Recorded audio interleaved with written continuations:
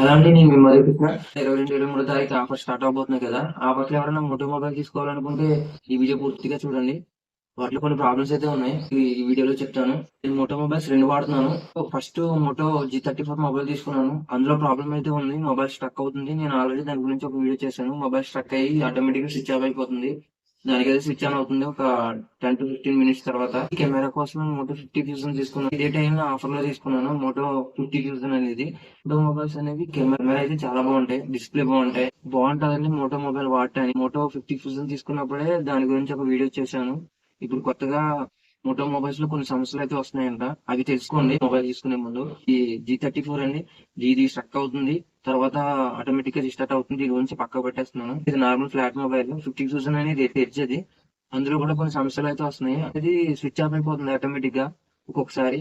కనీసం temple run లాంటి games ఆడినా కూడా గేమ్ అనేది స్ట్రక్ అవుతుంది. వైఫై కనెక్ట్ చేసి వాడుకుంటే కాల్స్ అనేవి రావట్లేదు. సిగ్నల్ ప్రాబ్లమ్స్ అయితే ఖచ్చితంగా ఉన్నాయి ఇందులో. ఏ సిమ్ బాగున్నా సరే సిగ్నల్ అనేది వస్తుంది, పోతుంది. తర్వాత వైఫై కూడా కనెక్ట్ అవుతుంది, డిస్కనెక్ట్ అవుతుంది. వారంటీ 1 year ఇచ్చారు కదండి. వారంటీ అయిపోయిన తర్వాత అందులో మదర్ బోర్డ్ ప్రాబ్లమ్స్ అనేవి వస్తున్నాయని విన్నాను నేను. నా మొబైల్ అయితే రాలేదు. నా మొబైల్ అయితే ఆటోమేటిక్ గా స్విచ్ ఆఫ్ అయిపోతుంది. 50,000 నేను మోటో మొబైల్స్ లోనే మదర్ బోర్డ్ ప్రాబ్లమ్స్ వస్తున్నాయని అన్నాను. 1 year వారంటీ ఇస్తారు. వారంటీ అయిపోయిన తర్వాత మదర్ బోర్డ్ ప్రాబ్లమ్స్ వస్తే మీకు సర్వీస్ సెంటర్ లో పట్టించుకోరండి. మళ్ళీ దానికి మనమే పెట్టి చేయించుకోవాలి. 1 year 1.5 year లోనే సమస్య వస్తే ఏ మొబైల్ తీసుకున్నా వృధా కదా. దానికి మళ్ళీ డబ్బులు పెట్టి చేయించాలంటే 80 to 90% మదర్ బోర్డ్ కి మనం పెట్టాలి. అదొక సమస్య. గ్రీన్ లైన్ ఇష్యూస్ వస్తున్నాయని విన్నాను. లేదు నాకు ఖచ్చితంగా మోటో మొబైల్ కావాలనుకుంటే మాత్రం మీరు దగ్గరలో సర్వీస్ సెంటర్ ఉంటేనే తీసుకోండి. సర్వీస్ సెంటర్ దూరంగా ఉన్నా కూడా సర్వీస్ అయితే బాగోలేదండి. నేను ఆల్రెడీ ఎక్స్పీరియన్స్ చేశాను. దాని గురించి ఇంతకు ముందు వీడియో చేసినప్పుడు సర్వీస్ సెంటర్ గురించి కూడా మీకు చెప్పాను నేను.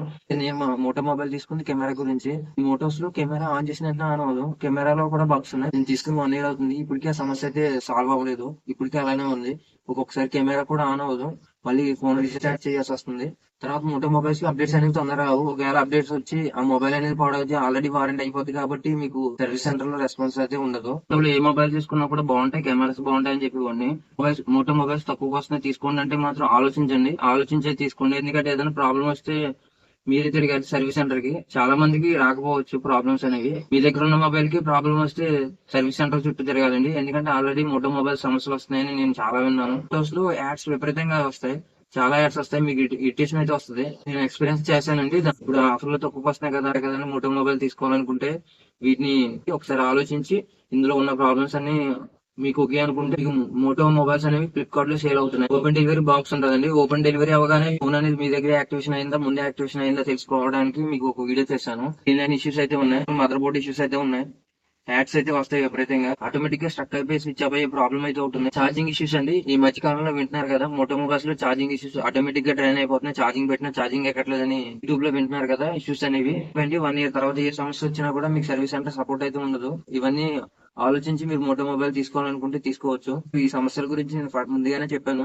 అది ఒక వీడియో అయితే చేశాను. మోటో కస్టమర్ కేర్ తో ఎలా మాట్లాడాలి, ఐఎంఈ నెంబర్ ఎలా చెక్ చేసుకోవాలి, మన దగ్గర యాక్టివేషన్ అయిందా లేదా ముందుగానే యాక్టివేషన్ అయిన మొబైల్ మనకు వచ్చిందా అనే విషయాన్ని అన్బాక్సింగ్ టైంలోనే ఎలా చెక్ చేసి ఐఎంఈ నెంబర్ ద్వారా చెక్ చేసుకోవాలనేది ఒక వీడియో చేస్తాను. మీకు ఈ వీడియో ఎండింగ్ లో అయితే పెడతాను దాని లింక్ అనేది. ఆ వీడియో చూడండి. ఇంకా ఎవరైనా మోటో మొబైల్ తీసుకోవాలనుకుంటే ఆ వీడియో చూసి తెలుసుకోండి ఎప్పుడు యాక్టివేషన్ అయింది అనేది. ఈ వీడియోకి అయితే